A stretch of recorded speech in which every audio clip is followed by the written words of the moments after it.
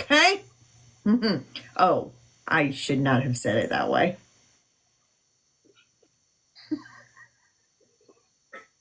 We're good. Good. It's fine.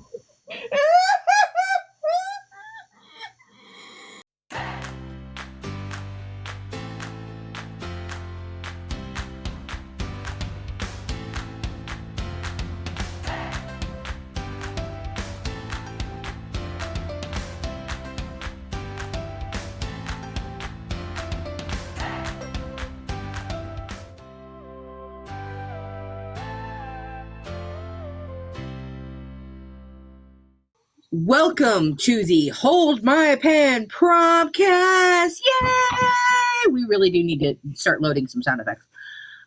And the Harvest My Words November Challenge. I am your host, Julie DeFisher, author of Destined for More and the Four Queens for Four Kings series, along with the Destin Chronicles and other ventures that are kind of popping out of nowhere. And my lovely co-host, the one, the only, Izzy Krause, our extreme reading goddess, reading tracker, shame with as many books as she reads in a year. So, Izzy, kick us off. All right, and as you know, our current November challenge is to harvest the words, use each week's prompt to further along a single story. You know, that wonderful November thing that shall not be named that everybody abandoned. We kind of came up with our own just to kind of help encourage. No word counts necessary, and our writing prompts do not have a minimum word count. They do not have a maximum word count, but please, for the love of God, do not take up the challenge to do 1 million like the email says. Of course, you can find our Discord, our Beacons link in our bios. Go to our pages, get over to the Hold My Pen Promptcast, join our mailing list. You will get the welcome email, an email 6 hours later, kind of giving you the rules of how to submit your writings.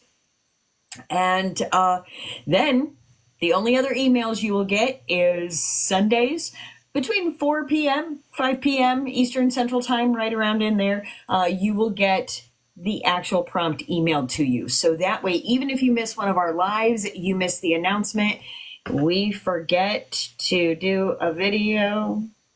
We also do intend to do some author interviews and book release parties, and we do have some authors who have shown an interest in joining us for those special events. We're just trying to get things going, and we thank them very much for their patience with us as we get that going and making those plans. But you came here tonight for this week's weekly writing prompt. And as you know, let me pull this up over here. Today's writing prompt was to use this dialogue. Apparently, all November, we've been enjoying the dialogue tags. You, the audience, helps us vote and pick.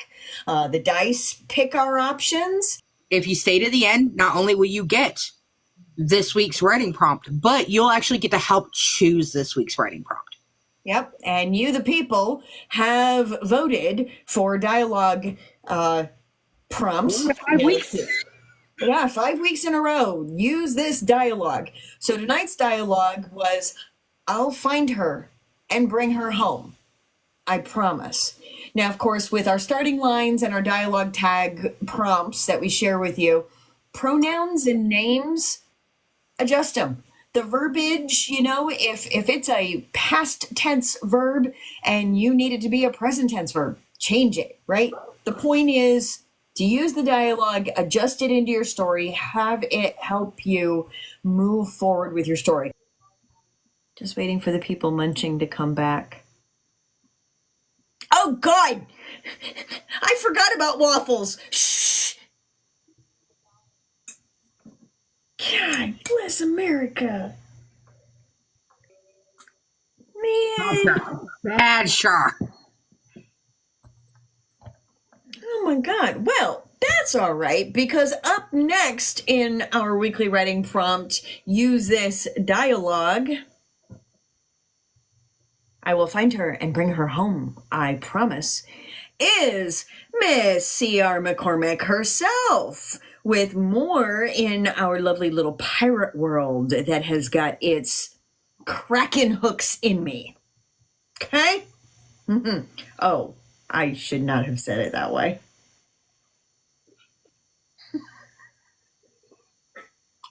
We're good. Good. It's fine.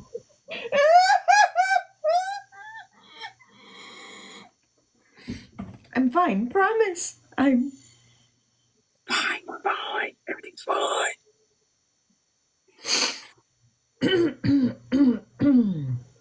all right, and CR's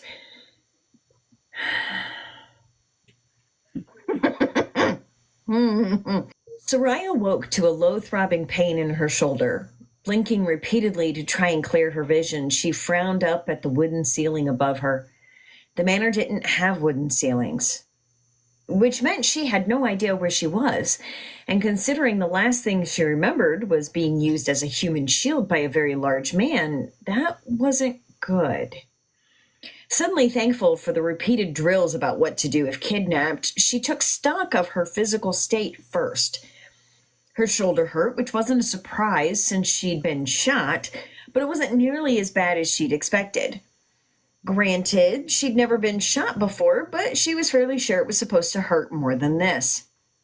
There was an odd swaying feeling, like the room itself was slowly shifting, and it was starting to make Soraya queasy. Bracing her good arm, she managed to struggle up into a sitting position, and she grew sick for an entirely different reason. Staring out the nearby window at the wide stretch of water with no land in sight, alarm began to set in as she realized she was on a ship. A ship that was most definitely not docked. Well, fuck. Holding her shoulder with a wince, Soraya swung her legs over the edge of the small cot she'd woken up on, looking around the room properly. Several latched cabinets and railed shelves held a number of what looked like medical supplies, meaning this was likely the infirmary of whoever's ship this was. Not a lot of ships could afford dedicating an entire room to healing. She wasn't sure if this particular vessel being able to do so was a comfort or a concern. Confusion was starting to shift into panic, but she swallowed it down, closing her eyes and running through the procedure she'd been taught over and over since a child about what to do in just such a situation. Her good arm moved to touch the simple silver hoop in her ear, admittedly irritated to have her teacher proven right about keeping the earring simple so it wouldn't be stolen. "Luca," she whispered, as soon as she felt the buzz of magic in her fingertips through the earring. "Soraya, oh, thank the guardians," came the familiar voice, echoing in her mind and filling her with such a strong sense of relief that tears stung at her eyes. "Where are you?" "I'm pretty sure I'm on a ship," she answered, keeping her voice low as she stood from the cot. The sway of the boat had her struggling to stay upright for a moment, but she kept her footing and walked to the window. "I don't see any land." "Are you hurt?" "Just my shoulder. I'm going to kick that guard's ass for shooting me." "He's already been dealt with," Luca assured, and Soraya felt smug satisfaction fill her. She was barely 5.5 feet tall, and her captor had been nearly 7 feet. There had been no reason to shoot him through her. "You still have the ring?" That had her pausing, a spark of hurt dulling the relief and hope she'd been feeling. Yes, he'd asked if she was okay first, and yes, it was her job to protect the stupid ring, so it made sense that he'd want to make sure she still had it, but...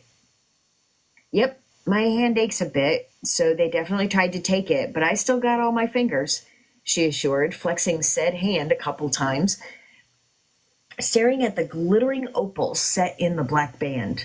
"Ooh, that's pretty. Now I want an opal set in a black band. Fuck! Oh, we're on Alea's FYP. That is... Whoop, whoop, whoop, whoop. Back to pirates. She was glad her captors hadn't gone as far as to cut her finger off in their quest for the ring. "Good. Can you open the window and see the name of the ship?" "Fuck.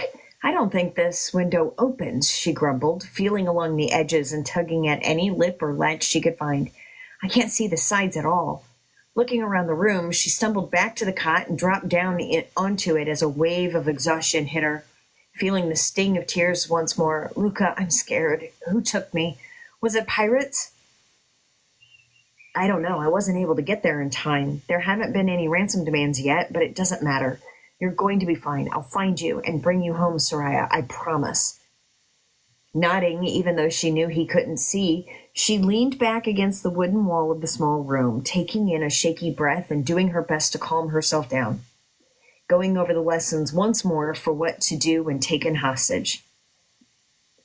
"Miss Ava is going to be so smug about being proven right," she mumbled with a weak laugh and took comfort in the sharp snorts she got in response.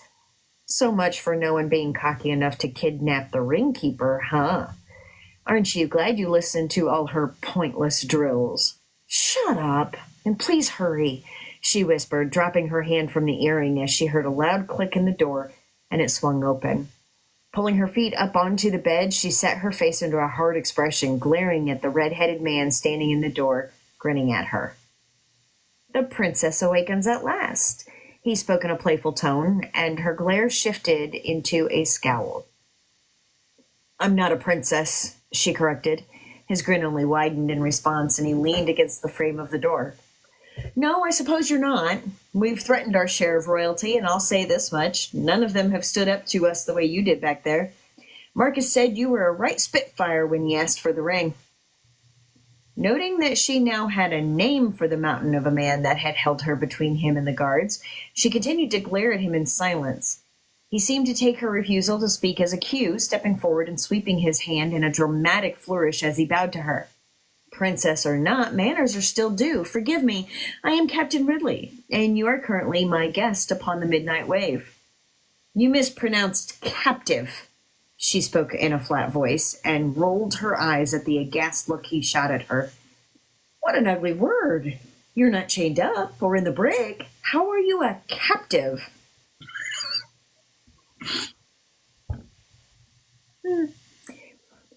"Can I leave?" "I don't recommend swimming these waters." "Can you take me home?"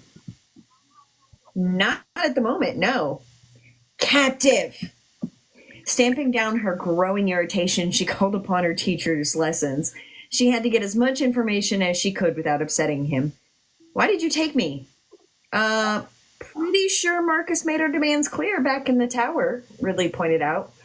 "I know you guys want the ring. My finger still hurts from what I'm guessing are your attempts to yank it off while I was passed out," she snapped, her ire rising once more as his grin returned at the attitude in her tone. "I meant, why did you take me? Pretty sure you could have just hacked off my hand and left me on land." "Because, my dear not a princess," he mused as he strolled forward, his smile growing as he watched her edge along the cot until she was backed into the corner. Glaring at him, as he loomed over her, one hand pressed to the wall by her head. "My first mate thought for sure your personal guards wouldn't hurt you, and elected to use you as a human shield when they caught him in the tower with you." He chuckled softly, shaking his head. That man also happens to have a massive guilt complex, try as he might to hide it, and the shame he felt when he was wrong as they shot you to get to him led to him bringing you here to be fixed up. After all, his wife is the best doctor we know. Ridley hummed, lifting an eyebrow.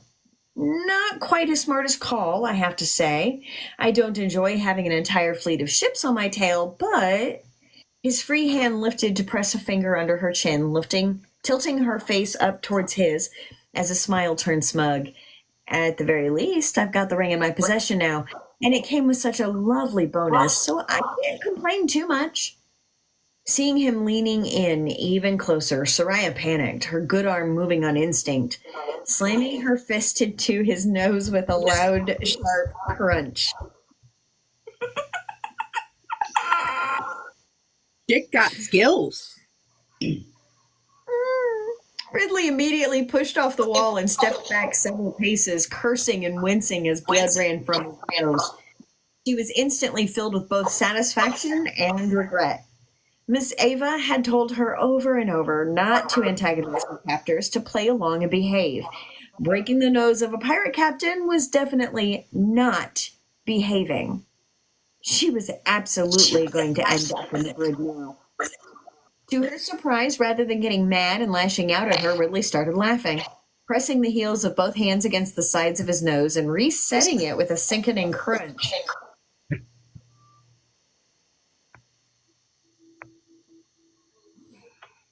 Ow! He then wiped the blood from his face and cast her a wide smile. Oh, you are a Spitfire, huh? This is going to be a very fun adventure, he said with a delighted laugh that Soraya realized was entirely genuine. She watched in disbelief as he turned and strolled out the door, waving a hand at her. Bodell has lunch going. Come out whenever you're ready to eat. He then just left, the door sitting wide open. Soraya stared at the door in confusion, waiting almost a full minute before easing off of the cot and creeping towards it. Hearing the faint commotion of what she assumed was the rest of the crew, she lingered in the medical room as she went over her current situation. She had most definitely been kidnapped by pirates who wanted the ring. Pirates who'd been upset that she'd gotten hurt in the process and hadn't wanted to just cut the ring off of her. She was currently trapped on the boat, but she apparently wasn't going to be locked up in a tiny room the entire time. Luca knew she was okay and was going to find and rescue her, though she had no idea how. While she wasn't certain how fun it was going to be, Soraya couldn't deny this was shaping up to be an interesting adventure. Way more interesting than being stuck in the tower protecting that stupid ring. Bum, bum, bum. Bum, bum, bum. Well then. I so very much like Ridley. She is a little Spitfire. Oh yeah, Soraya, but yeah, I like her. I like Ridley. I don't know. Ridley might have just edged Carter out. That's saying something. Just, and he hasn't even been sexy yet. He hasn't even been sexy yet. But.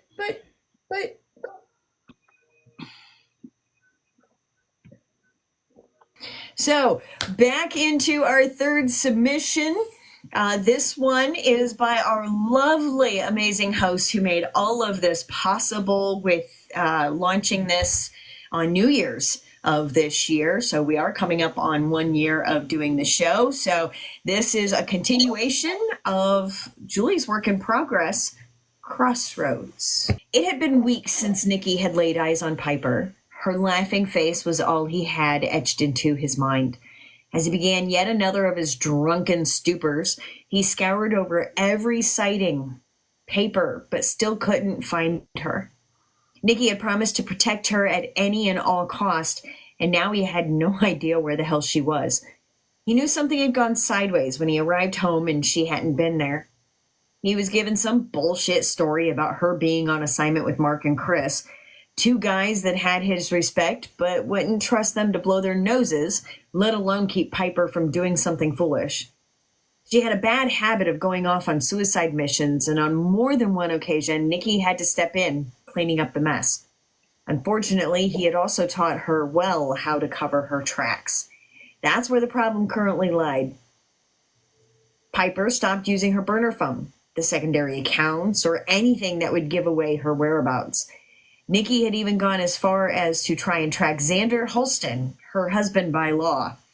Just the thought of Piper having to marry the man she despised most made Nikki's blood boil. It wasn't until now that he had come to terms with his feelings for her. Ooh, Nikki! They had a good thing going. It was never anything serious, but there was that drunken night in Mexico with way too much tequila and a promise that in the daylight was never uttered again. Oh, I'm going to need that story. Mexico, tequila. I'm going to. Though they both did walk out the situation with a tattoo.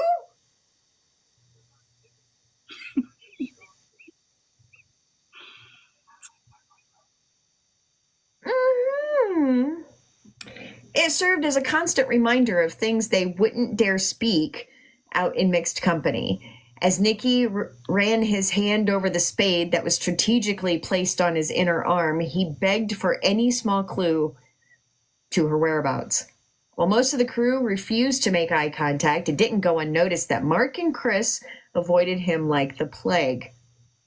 Every time he tried to corner them to find out what happened and why they felt the need to sell out one of their own, Don Valance would have them vanish like smoke. He hated that this was all done behind his back, and before he could rush in and stop it, the contract was completed. Nicky was halfway to New Mexico when he had gotten a call from Valance Jr., his father, that there was nothing he could do. The marriage license was signed, sealed, and would be delivered within a few days. Nicky growled at him in frustration as to how he could let this happen to her.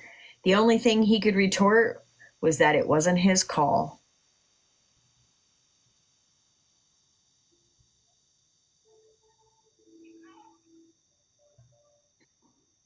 Don Valance!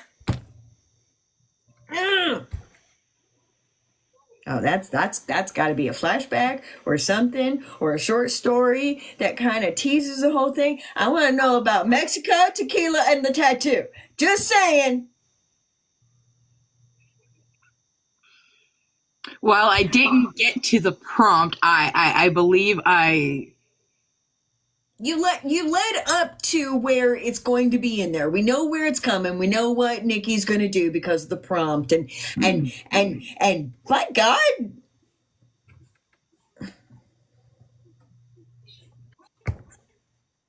drunken nights in Mexico on tequila and tattoos. There's a story. There's going to be. There's always a story. There's always. See, Char's with me. I'ma need Mexico. I will get right on that when I get a minute. Yeah. Abso-freaking-lutely. Oh my goodness gracious me. I think this story is going to be probably the next one, because everybody who's around is going to end up wanting to know the full story, and you got to figure after next week there is no more Harvest the Words, but there is something else in the mix that we will be talking about next week. Ding, ding, ding. For the month of December. So you might want to stop by next week and see what we've got in store for that. But next week is going to be the last week you guys hear about Crossroads. Not necessarily. No. I'm going to put a stop right there. No, I'm not talking here about Crossroads as in it won't be finished. I'm here talking about Crossroads as in the prompt. Not necessarily. Think about it. How many times do I use the prompt to continue and further on Scarlet Chains? And the last couple of prompts, I've been advancing A Whisper of Fear. Right. So there's times where something will be like, oh my God, that just sparked something. I need to put that in Crossroads. And then we get another snippet. So I'm going to call you out, kind of like David Beckham to Victoria. Be honest. No. I'm just saying it might already be finished. That's true. You are making a lot of progress on it. I'm making a lot of progress on that. So it might be just it's finished and now you have another wonderful snippet of something else. That's what I'm getting at. It's not that I'm not going to finish it or you guys aren't going to see Crossroads at all. It is merely just it might already be done. And then everybody's going to have to wait until it comes out to find out what happens in Mexico. Unless this week's prompt ends up going with what happened in Mexico. We don't know. I don't think Mexico is anywhere in the document, but I'm sure there's a couple of items in there that could be tweaked. Exactly. All right. And so, of course, I did drop a little bit of a Easter egg there in that I mentioned Scarlet Chains. That's my epic fantasy with the ship mercenaries and the traveling companions and the upright walking golden retriever who is a little bit of an ass and acts like Jack Sparrow. There's that one. That one's called Scarlet Chains currently. But the one where the mother of 3 accidentally starts a forest fire. Y'all remember that one. That's the one that I've been working on with some of these most recent prompts. And that now has a working title of A Whisper of Fear. So we'll see. That one's actually an actual work in progress now. And of course, that's our last submission for this evening. Again, the prompt is use this dialogue. I will find her and bring her home. I promise.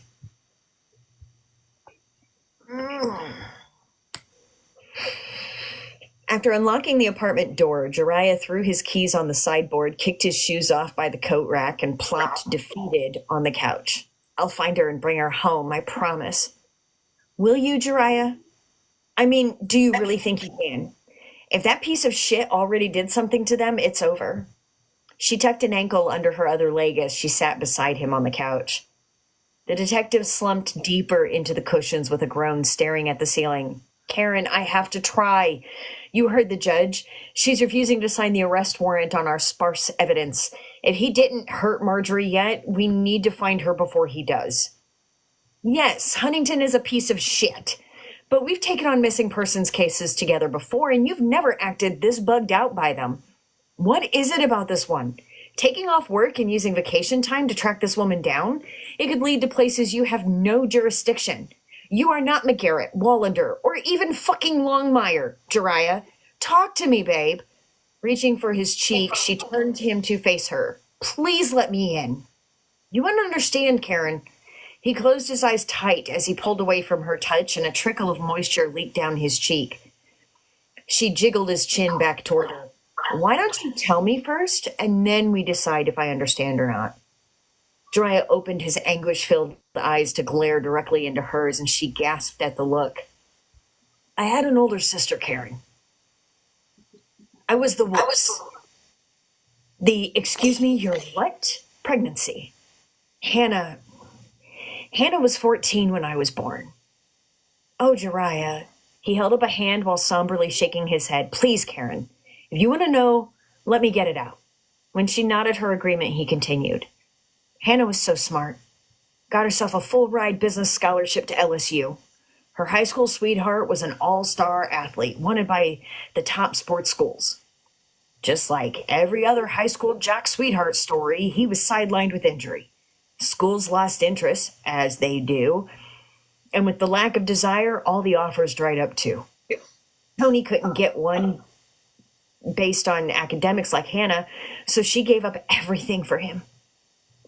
I hated him. I was only 4 when they married, but I knew he'd kill her. Hannah and the bastard had 2 kids before they were 20. By 26, she used makeup to cover bruises on her and my nephews. She was emaciated from the stress and giving up food to ensure the boys could eat. Karen placed a hand on his forearm and rubbed her thumb in small circles on his wrist. She stayed silent. If Mom, Dad, or I called ahead, she made excuses. Said one of the boys was sick or the family had plans. When we showed up without calling, Tony yelled at her from inside, telling her to stop making a racket while he was trying to sleep. When they disappeared my sophomore year, and then he skipped town, I knew he had something to do with it. He leaned forward, his face in his hands. I couldn't do anything about it.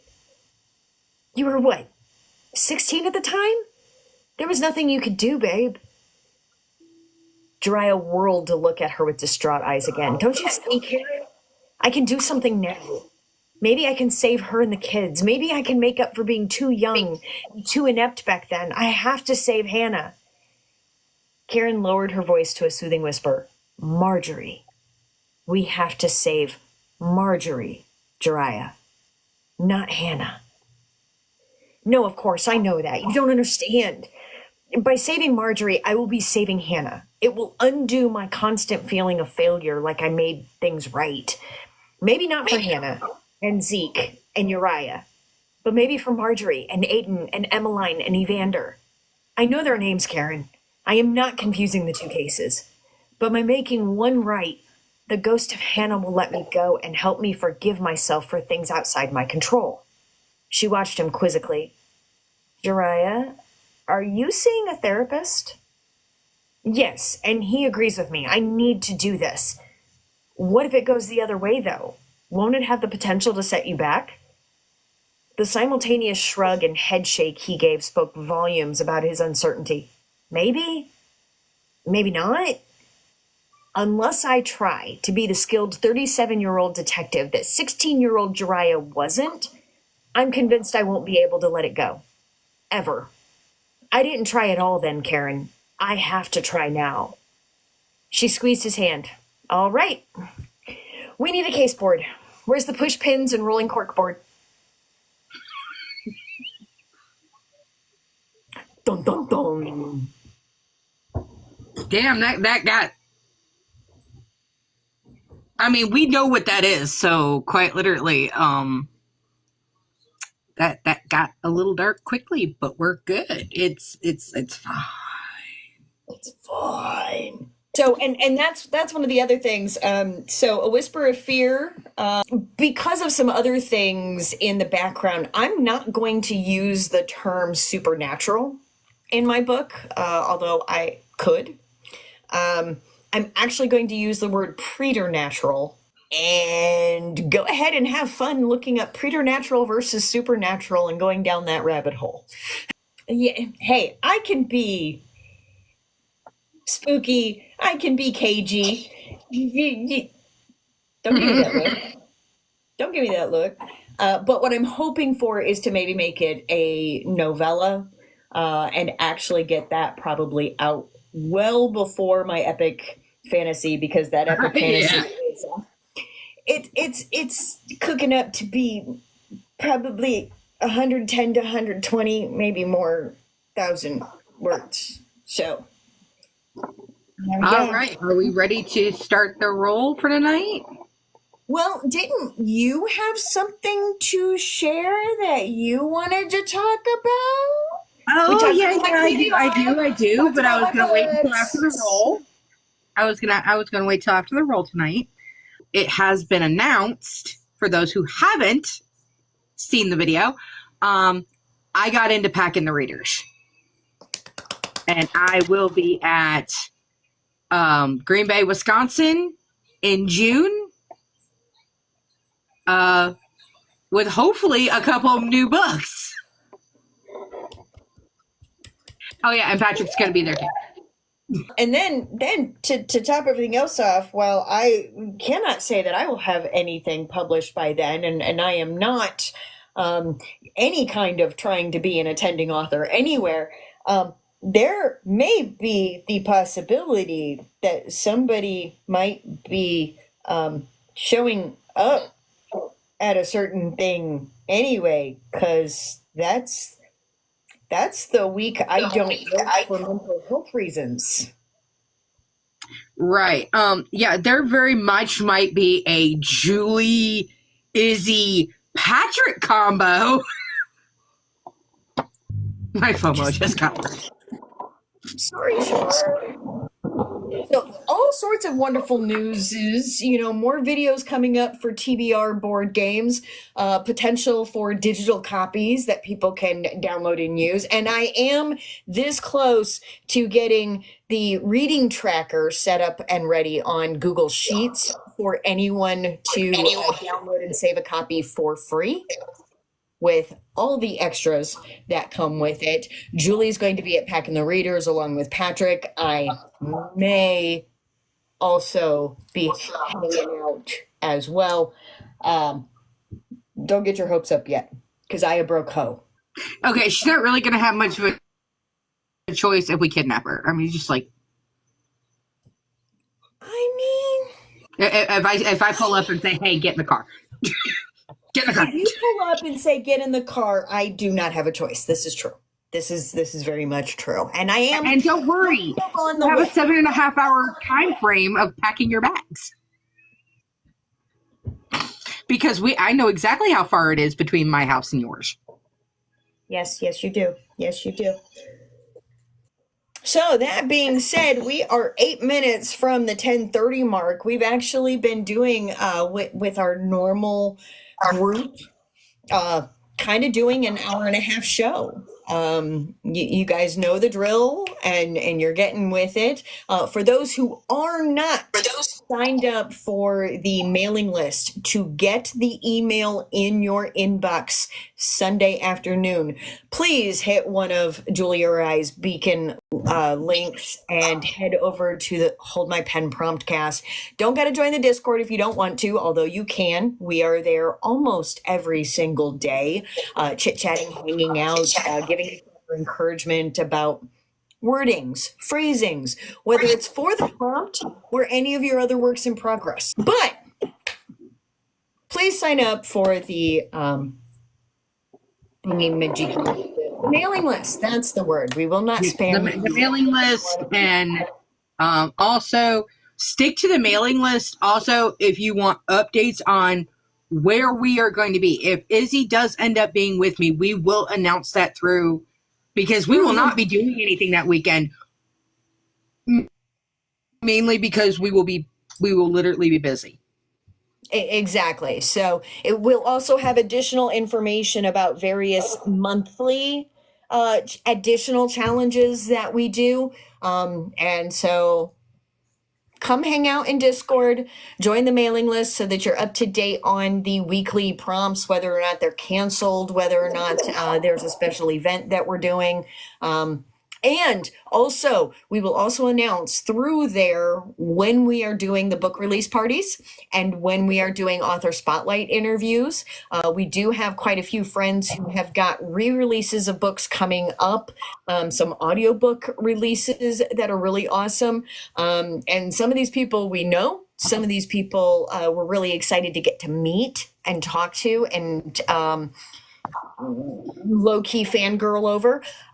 So these are things that we can't wait to share with you. And the best way to do that is to get onto that mailing list. And again, we will not spam That way you can stay up to date on everything we do. Yeah, and I promise, the one thing that everybody gets very upset about, you sign up for a mailing list and then you get inundated with everything. We're not going to do that. We are always going to stay down to one a week and keep our announcements at Sunday afternoons. So we are, let me get posted so I can write the numbers down so I can find them. Okie dokie. All right, first roll. That worked a lot better than before because of where I've got. Well, you know that thing I use to put my my notebook on when I'm typing. Yeah. I've got it set over here with one of my notebooks, so I have it banked, and when it hits that, it stops. Nice. So now it's not back and forth, back and forth, back and forth. But our number is 19. Oh, wow. A low one. Oh, God, what? An alien civilization makes contact with Earth. Pass. Next. Now, 119. Yeah, 119. Is write about a school where each student has a unique supernatural ability.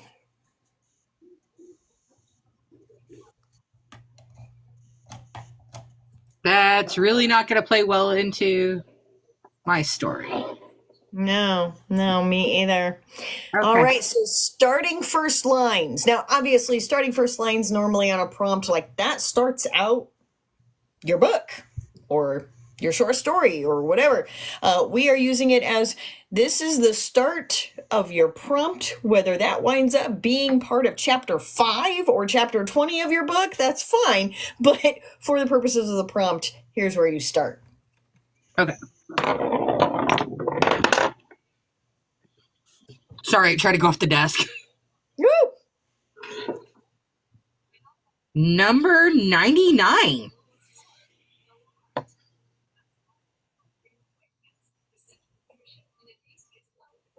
Okay. It was okay. None of their colleagues had noticed.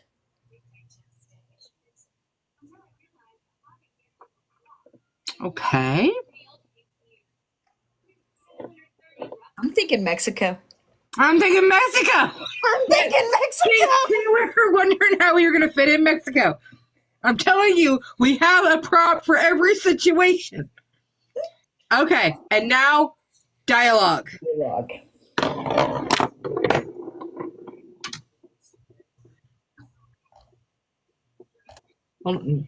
It's doing the dance. Hold on.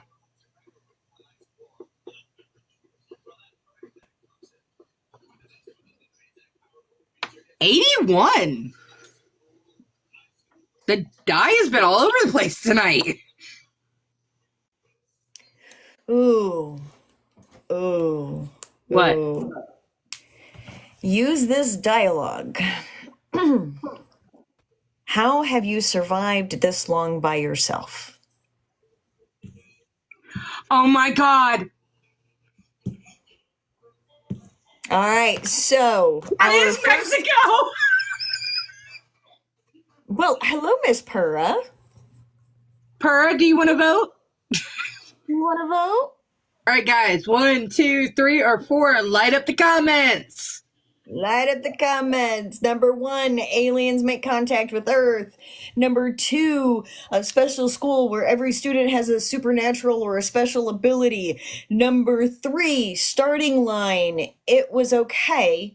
None of their colleagues had noticed. Number 4, use this dialogue. How have you survived this long by yourself? All right, it looks like it's more dialogue tags. I mean, you guys are really liking what Julie and I are putting words in your character's mouth. You realize this? Yes, but not every character has the same freaking reaction about it. This is true. They are so flexible. They really are.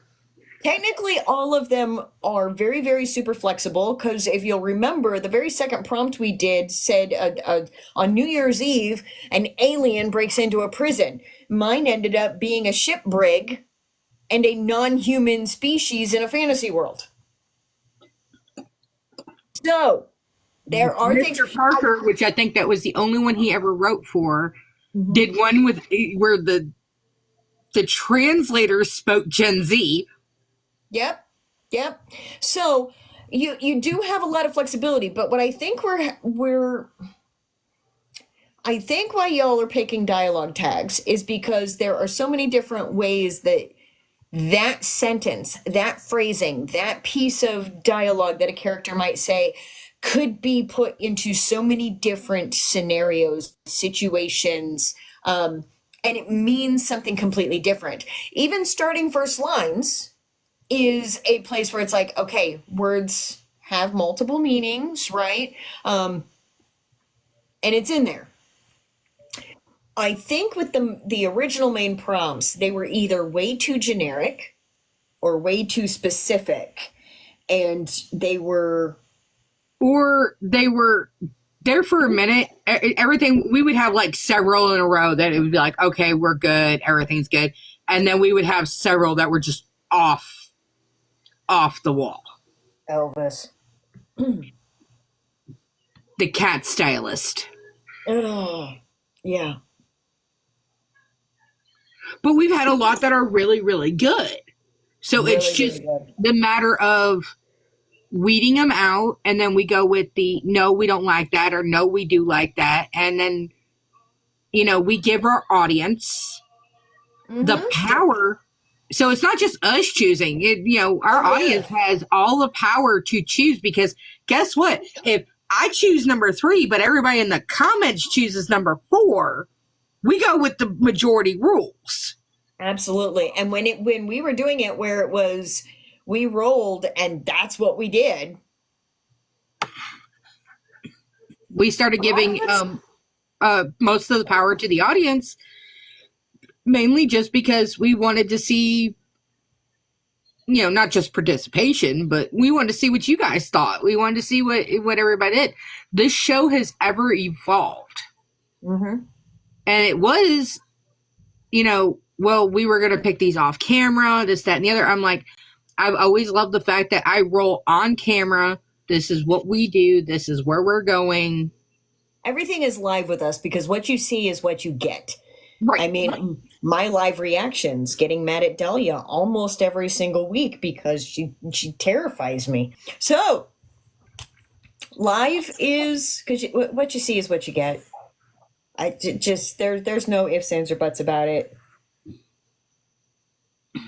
We're live, real, in person. We are live, large, and halfway in church. Halfway in church. Yeah. No. But we want to... Are in church. Right. And the audience we'd like to thank you for stopping by tonight. We can't do the show without you. I mean, we could, but, we'd just be talking to ourselves. And, while that is tempting, I do that enough on a day-to-day basis during the week. I mean, not a lie. No, not a lot. But love you guys, and look for the email. Everybody, please go to the Beacons page in the bios and sign up. We really appreciate it. That helps us get out there. Also, consider subscribing to the top up here so we can, fund the things that we need to keep the show going. So we just want to say we love you guys. We appreciate you. And thank you for tuning in every week. And we will see you again next week. I promise. I'm telling Izzy right now, do not let me forget to make the video. Write it on a post-it. Yeah, write it on a post-it. And we'll see you guys all again next week. But remember, be brave, be bold, but always stay humble. And happy writing. And thank you for joining in with Harvest the Words for November Promptcast. Peace.